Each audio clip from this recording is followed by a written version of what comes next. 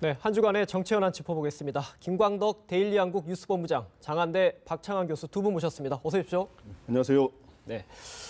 근데 지금 여야 정당 이슈보다는 오히려 반기문 유엔 총장의 방한 일정, 방한 행보가 어떤 정치권에서는 최대의 관심사인데 오늘 오전에 JP 김종필 전 총리 신당동 자택을 방문했습니다. 본부장님 어떻게 좀 평가하십니까? 일단 첫 번째 갈 거냐 말 거냐 하는 궁금증이 상당히 있었는데 결국엔 JP 집을 방문하는 거로 결론이 났습니다. 그래서 어저께 밤까지만 해도 제가 알아봤더니 올지 안 올지 연락이 안 왔다 그래요. 그런데 오기를 기대하는 눈치였습니다만 오늘 방문을 했습니다. 그런데 오늘 방문한 거는 어떤 의미를 갖느냐 하면 일단 소위 반기문 대권 도전이 의지가 어느 정도 있느냐 하는 거에서 충청 대망론의 의지를 분명하게 더 표시한 그런 사인을 보낸 거로 보입니다. 그래서 그 제주에서 대선 출마를 강력 시사하는 발언을 관훈클럽 토론에서 했는데 그 뒷날 과잉 확대 해석됐다 해서 혹시 또 뭐 한 발 뺀 거 아니냐라는 시각이 있었는데 오늘 다시 그 JP 집을 방문함으로 인해서 그런 분명한 의지를 보인 거고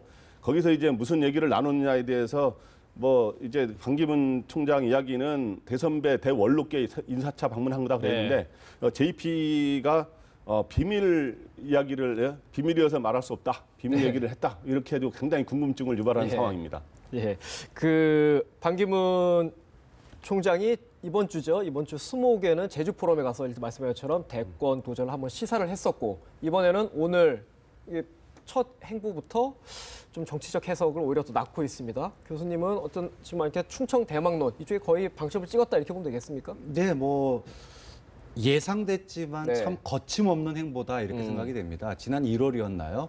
JP 그 구순 거기에 맞춰서 난을 보냈었는데 그때 조만간 찾아뵙겠습니다. 가서 좋은 말씀 배우겠습니다. 이랬었는데 이제 불과 이제 6개월 만에 이제 찾아갔어요. 네, 5개월. 5개월 만에. 근데 말씀하신 대로 충청 대망론 며칠 전에는 이제 국민들을 위해서 뭘 할 수 있는지 고민하겠다 이렇게 대선 의지를 밝혔고 그 방법 핵심 전략으로서 충청권 대표로서 자신이 이제 앞으로 대선에 도전하겠다라고 하는 어떤 이 소위 충청 대망론에 점화를 했다 이렇게 봐야 될 것 같습니다.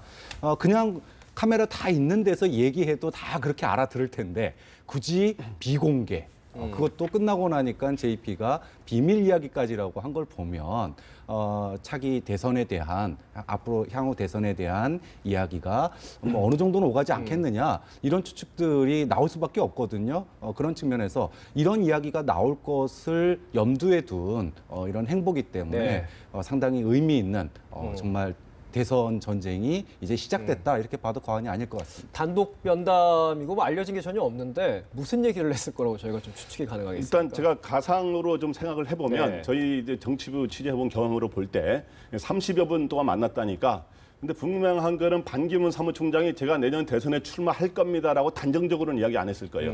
그러니까 김종필 전 총리는 서로 이제 김종필 총리는 뭐 이심전심으로 대화를 나누는 걸 많이 해본 사람 아닙니까? 그렇기 때문에 김종필 총리가 오히려 이야기를 원래 좀 차랍 찾아가면 말씀을 많이 하세요. 그렇기 때문에 반 총장이 일단 먼저 가서 그동안의 10년간의 유엔 사무총장의 내가 성과와 임무 같은 걸 설명했다니까 그거에 대해서 격려하는 발언을 해줬다.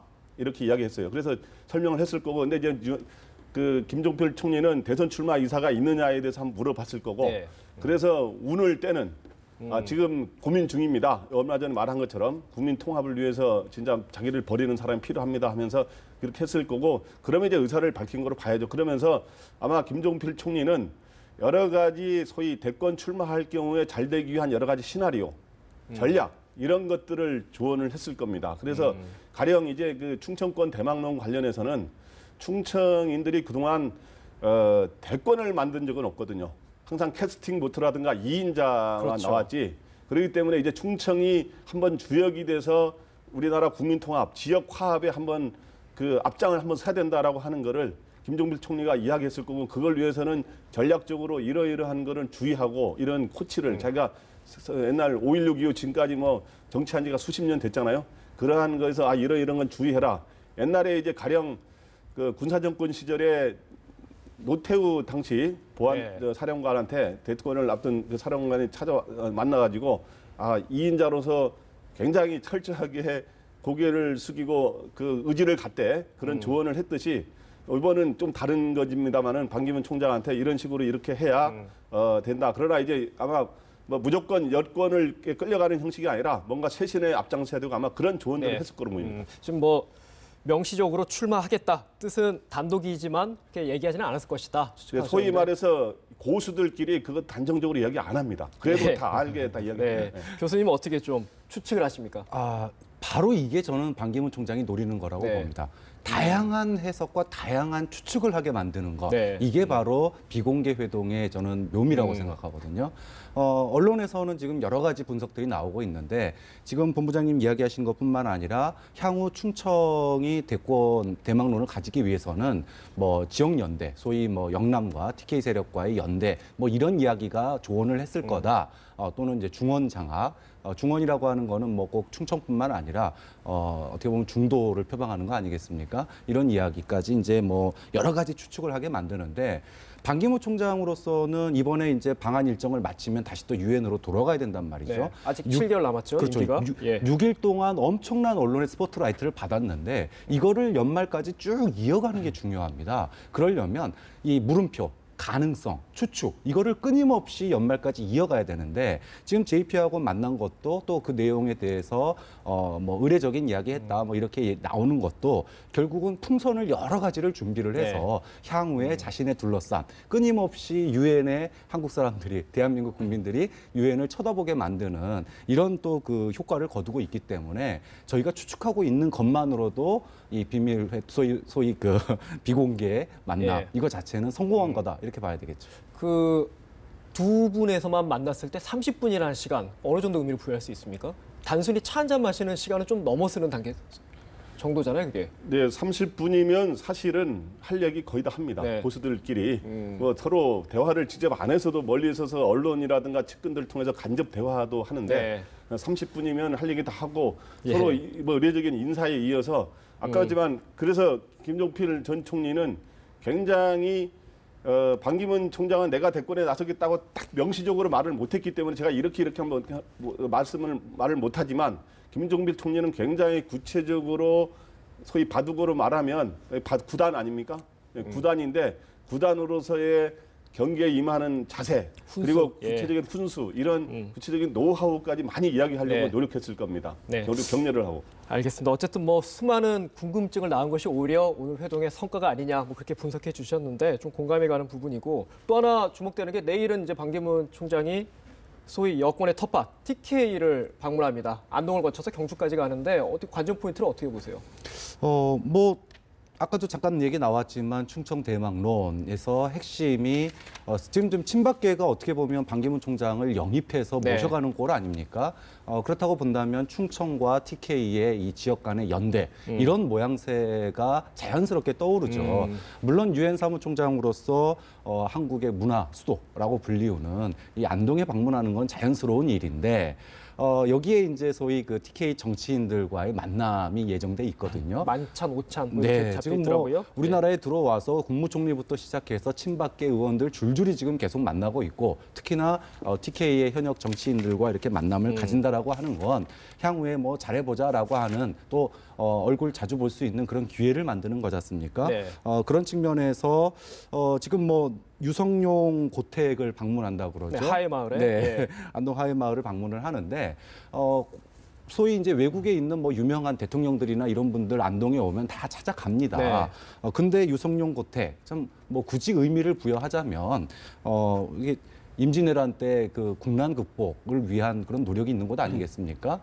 징비록을 쓰고 본인이 외교관으로서 지금 북핵 위기라든지 소위 그 남북 관계의 개선 또는 변화 이런 거를 추진하는 목표를 가진 분으로서 지금 열강국 사이에 우리가 있는데 이 속에서 자신이 뭔가를 보여줄 수 있다라고 하는 상징성도 있는 네. 거기 때문에 형식적으로는 국민들에게 그런 그 유성룡 고택을 방문해서 자신이 국난 극복의 적임자라고 하는 걸 보여주는 거고요. 또 내실로서는 TK 지역의 민심을 가름해 볼 수 있는 나를 안아줄 수 있느냐 이런 거를 또 가늠해 볼 수 있는 방문이라고 볼 수 있겠죠. 유성룡 고택에 가서 좀 어떤 워딩을 하지 않을까? 뭐 뭐 추측도 됩니다. 뭐 임진왜란 얘기라든지 예. 뭐 주변 열강 얘기 이런 거 분명히 하시겠죠. 예, 본부장님은 좀 어떤 내일 이제 좀 반기문 총장의 안동행과 관련해서 보면은 좀 눈길을 끄는 게 그저께 문재인 전 대표가 또 갔잖아요. 어저께죠, 어제. 네, 예. 문재인 전 대표가 이제 이틀 전에 안동을 미리 방문을 한 셈이죠. 그리고 문재인 전 대표는 얼마 전에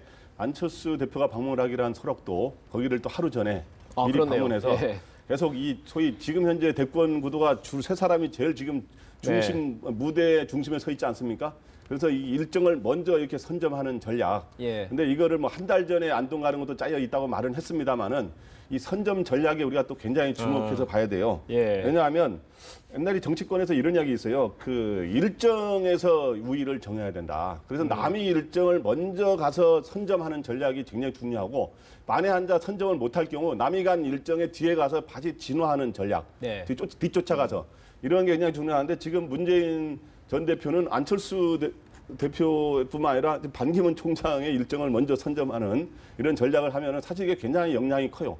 그래서 김빼기 전략이나 이 상대방이 가면 예를 들어서 안동 사람이나 이제 안동에서 경주를 방문하거든요. 근데 이제 반기문 총장 와서 굉장히 뭐지 해서 굉장히 관심을 끌만한데 문재인 전 대표 가서 미리 가면은 그 네. 효과가 굉장히 상쇄가 되죠. 그래서 한 예를 제가 들자면 제가 어저께 더민주의 한 당선인을 만났는데 네. 과거의 사례를 예를 들더라고요.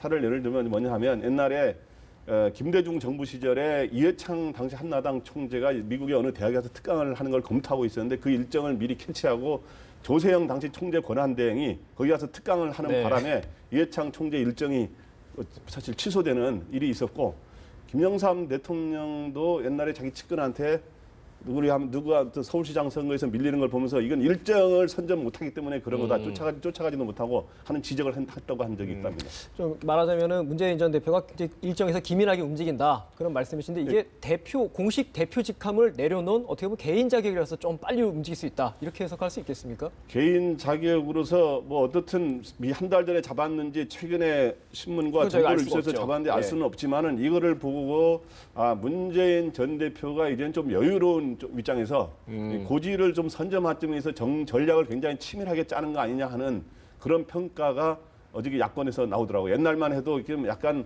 진짜 이렇게 좀 여유가 없이 뭘 쫓아가는 입장이었는데 지금은 이렇게 전략을 이렇게 선점할 정도로 어떻든 근데 반기문 어저께 총장이 하여튼 여기 방문한 거 말씀을 잘 하셨지만 TK 플러스 충청 연대론을 같이 하는 것과 함께 아까 국난 극복에 당시 임진왜란 때 이제 재상을 지냈기 때문에 그러한 거를 보여주고 하는 전략적 고려를 또 반기문 총장도 하고 간다고 봅니다. 그냥 가는 게 아닙니다. 네. 문재인 전 대표의 어떤 일정 선점 전략 재미있는 분석이십니다. 예, 교수님 그 두 대권 주자가 어쨌든 안동에서 겹친 거잖아요. 이틀 격차로 좀 정치적 해석을 부여할 만하다 이렇게 보시죠? 네, 뭐 앞으로 대선에서 만날 가능성이 지금 가시화되고 네. 있는 상황인데요. 자신이 보여주고자 하는, 그러니까 말 한마디를 하고 찾아가는 곳에서 다 이유가 있는 겁니다. 지금 반기문 총장 같은 경우에 아까 이제 유성룡 고택을 방문한다고 그랬는데 문재인 전 대표 같은 경우에는 도산서원, 태계 이황 있는 곳이죠.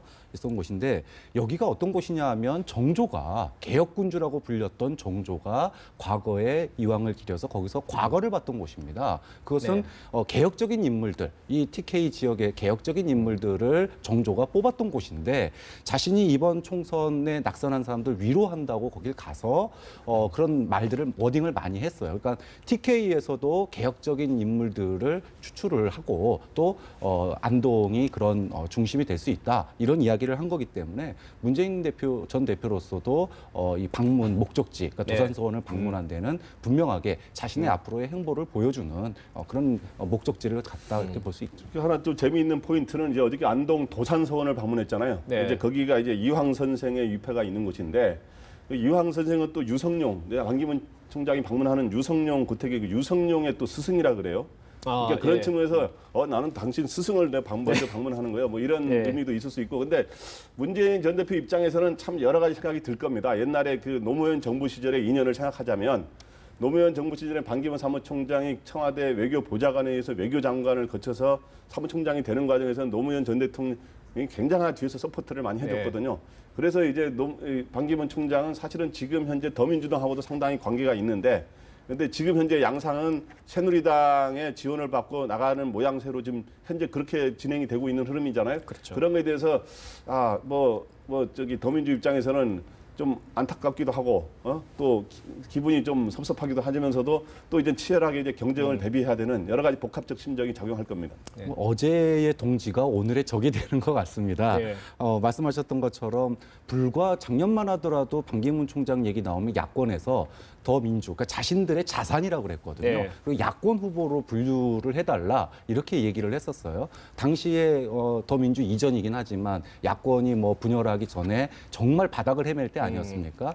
그럴 때는 자신들의 자산이었고 후보였는데 어느 정도 이제 총선을 거치면서 정신을 차리고 원기를 회복하고 나니까 지금 오히려 이제 새누리당에서 지금 모셔가는 분위기가 네. 되니까 과연 검증을 견뎌낼 수 있겠느냐 이렇게 얘기를 해요. 그러니까 과거에는 자신들이 어떻게 보면 유엔 사무총장을 만들어 줬는데 이제는 이 사람이 검증을 통과할 수 있겠느냐. 그러니까 참 어제의 동지가 오늘의 적이 되는 현실이 참 정치권의 적도 동지도 없다 이런 걸 보여주는 것 같습니다. 알겠습니다. 저희가 주로 이제 반기문 총장하고 문재인 전 대표 얘기를 했는데 또 하나 이제 이 행보를 어떻게 보면 복잡한 시선으로 바라볼 분이 국민의당의 안철수 대표일 겁니다. 네.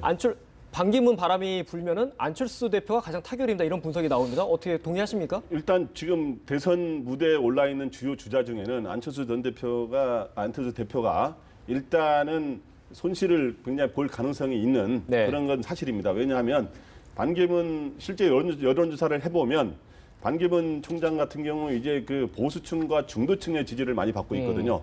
그런데 이제 안철수 전 대표 같은 경우도 이번 총선에서 보면 그 문재인 전 대표보다는 중도와 중도 보수들의 지지도 많이 받았거든요. 그래서 지지층이 실제로 겹치는 게 많기 때문에 반기문 총장이 현재로서는 여론조사가 앞서가고 있지 않습니까? 그렇게 되면 안철수 대표의 지지층을 일단 뺏어가는 그런 양상이 될 수 있기 때문에 조금 여러 가지 신경이 쓰이는 상황이고 문재인 전 대표 입장에서는 비교적 지지층이 덜 겹쳐요.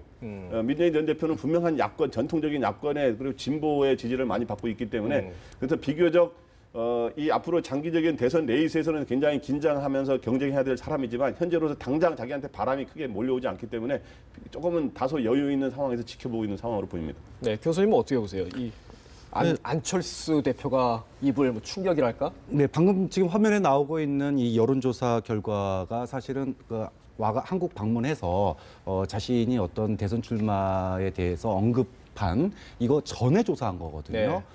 그런데도 불구하고 지금 안철수 대표 쪽의 이 지지층을 잠식한 네. 했다 이런 분석이 많습니다. 그러면은 이제 이 조사가 이제 방문 전이라면 이제 방문하고 난 다음에 조사를 했을 경우에 안철수 대표의 이 지지도가 훨씬 더 아까 말씀하셨던 이 중도층 보수 쪽 이쪽의 지지율을 많이 이제 반기문 총장이 가져갈 가능성이 있기 때문에 안철수 대표로서는 위기라고 봐야 되겠죠. 위기이자 기회인데 그동안에 이제 제3당 캐스팅 보드를 가지고 여도 야도 지금 문제가 많으니 자신이 새로운 정치를 하겠다라고 얘기를 한 거 아니겠습니까? 근데 그 자리에 경쟁자가 등장을 한 겁니다. 그렇죠. 이 경쟁자와 멋있는 경쟁을 한다 그러면 안철수 대표로서는 기회가 되는 거고요. 여기서 뭐 일방적으로 뺏긴다던가 아니면 중원을 둘러싸고 혈투를 벌인다면 마이너스가 되겠죠. 네. 그래서 그 안철수 전 대표 입장에서 좀 불리한 점 하나를 더 이야기하자면 아까 지층이 겹치는 것도 있지만 기본적으로 야권의 주자 중에 누가 더 표의 확장성이 있느냐. 그래서 본인이 문재인 전 대표보다 확장성이 더 있다고 그쪽에서 주장하는 거 아닙니까? 그런 측면에서 근데 반기문 총장이 나타날 경우 3자 구도로 이렇게 진행될 경우에는 자기 확장성을 내세우기가 좀 이제 어려워지게 되고 네. 그러다 보면 양당의 더민주와 국민의당이 지금 123석 대 38석 이런 소위 당의 굉장히 규모의 차이가 있는데 그런 식으로 해서 제3당의 후보로 전락할 우려가 있다는 점도 굉장히 본인을 부담스럽게 하는 요소입니다. 네, 알겠습니다. 충청 TK 연합은 파괴력이 있을 거라고 보십니까? 실제로 된다면? 충청 TK 연합을 이제 반기문 총장이 나오게 되면 이제 소위 충청 TK 연합 구도라는 너무 저희가 거로 이제 지역 정치 과학적으로 보는 것 같아서. 그러니까 이제 예. 소위 이제 정치를 꼭 지역으로만 볼 수는 없지만 이제 네. 지역적 연대가 사실 현실 대선에서 많은 영향을 행사해온 건 사실이에요. 현실적으로 옛날 DJP 연대를 포함해서 그런데 이제 제가 보기에는 충청과 TK 연합 구도를 내세우는 것만으로는 집권하기가 쉽지가 않아요. 제가 보기에 왜냐하면 그렇게 될 경우 소위 친박과 TK를 주도하고 있는 친박과의 연대 구도인데 친박의 꽃가마를 타는 방식으로만은 대선의 집권이 쉽지 않다 이거죠. 그 점은 뭐냐 하면 두 가지 점에서 그렇다는 거죠. 하나는 인구 구조상으로 영남에서 TK가 소위 부산 경남 PK에 비해서 굉장히 적어요. 네. 그렇기 때문에 그런 측면에서 TK만 하는 방식이 아니라 영남권 전체 PK까지 아우르는 그런 방식으로 해야 표의 확장성이 커지는 게 있고, 또 하나는 TK만의 연대를 할 경우 친박하고 손만 잡고 비박하고는 거리를 두는 방식으로 있기 때문에 소위 이 여당에서 뭔가 좀 현재 비판을 요즘 받고 있는 친박 이미지가 많이 이제 임기 말로 갈수록 친박의 이미지가 좀 부정적이 될 수가 있잖아요. 그렇게 될 경우 새 정치의 이미지를 내세우기 어렵다 이거죠. 그렇기 때문에 반기문 총장이 진짜 꽃상여를 타지 않고 제대로 된 꽃감을 타서 승리하기 위해서는 그런 TK를 벗어나서 영남권 전체 그리고 그걸 플러스해서 전국으로 수도권과 이런 데 전체로 확산하는 그 전략을 하는 거, 그 새 정치 새누리당을 쇄신하는 전략을 잘 펴야 가능성이 있다고 보입니다. 예, 어떻게 보면 반기문 변수 때문에 대선 판세가 굉장히 역동적으로 바뀌었다 이렇게 볼 수는 있겠네요. 지금. 네, 그렇죠. 예, 알겠습니다. 조금 화제를 바꿔서요. 국회 이제 반기문 총장 방안 말고 또 이제 정치권에서 이슈가 국회법 거부권. 박근혜 대통령이 해외 순방 중에 전자결제로 거부권을 행사했는데 일단 이제 국회로 공이 넘어왔어요. 어떻게 될 것 같습니까? 지금 토요일, 일요일, 그러니까 이제 내일이면은 19대 국회 임기가 만료가 됩니다. 네, 만료되고 월요일부터 그렇죠. 20대 국회가 20대 국회가 시작되죠. 예. 근데 거부권을 갖다가 이제 금요일 날 예. 행사를 했어요. 해외 순방 중에 그것도 전자결제로 그리고 임시국무회의를 개최를 해서 했다. 상당히 이제 그 뭐 꼼수다 이런 이야기도 지금 이제 야권에서는 네. 비판을 하고 있습니다. 물론 거부권 행사는 대통령의 권한 중에 하나이기 때문에 거부권 행사 자체를 가지고 뭐라 그럴 수는 없을 것 같아요. 근데 지금 뭐 19대 임기 마지막 날 주말을 제외한 이 네. 마지막 날 거부권 행사를 했다라고 하는 건 재의결, 그러니까 국회에서 대통령이 거부하면 국회로 가서 3분의 2의 찬성을 얻어서 와야지 네. 이제 그때는 대통령이 거부권 행사 못 하는 거지 않습니까? 그런데 이제 임기가 다 끝났으니 이런 어떤 그 청문회 상시 청문회법에 대해서 다시는 꺼내지 마라. 이런 그 어떻게 보면은 시기적인 문제가 있는 거거든요. 예, 그런 측면에서 야권에서 이거는 꼼수고 뭐 이렇게 이제 반발을 강하게 하는 거고 이렇게 협치의 가능성, 협치의 어떤 실마리를 여권이 차버리게 되면 이제 야권 공조가 이제 또 시작되는 거 아니겠습니까? 가뜩이나 20대 국회 시작하면서 소위 기선 잡기, 현 여권에 대해서 청와대에 대해서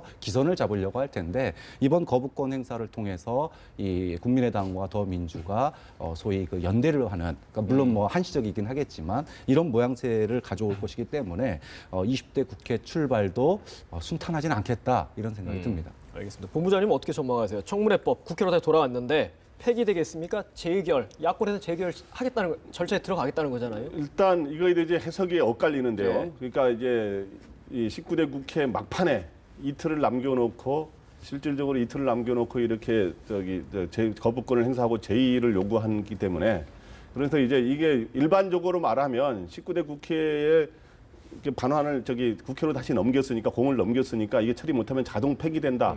이게 이제 그동안의 일반적인 법리의 네. 주장이에요. 그리고 국회 사무처에서도 일단 잠정적 해석은 일단 19대 국회에서 폐기된 거로 본다. 이렇게 나왔는데, 근데 이제 그러기 때문에 이제 이번 청와대나 정부에서도 굉장히 급하게 임시국무회를 소집하고 또 전자결제로 해가지고 넘긴 것도 19대 국회에서 자동 폐기시키자 하는 의지를 분명히 가졌고, 야당에는 더 이상 끌려가지 않겠다.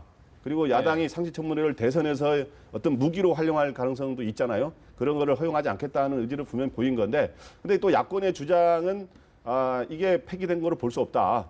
우리는 다시 재의결을 하겠다. 20대 국회에서. 근데 네. 야권의 주장도 일부 또 일리 있는 측면이 있어요. 그건 뭐냐 하면 실질적으로 19대 국회에서 공이 넘어와서 하면 폐기되지만 실질적으로 논의하기 어려운 시점에 넘어왔다 이거죠.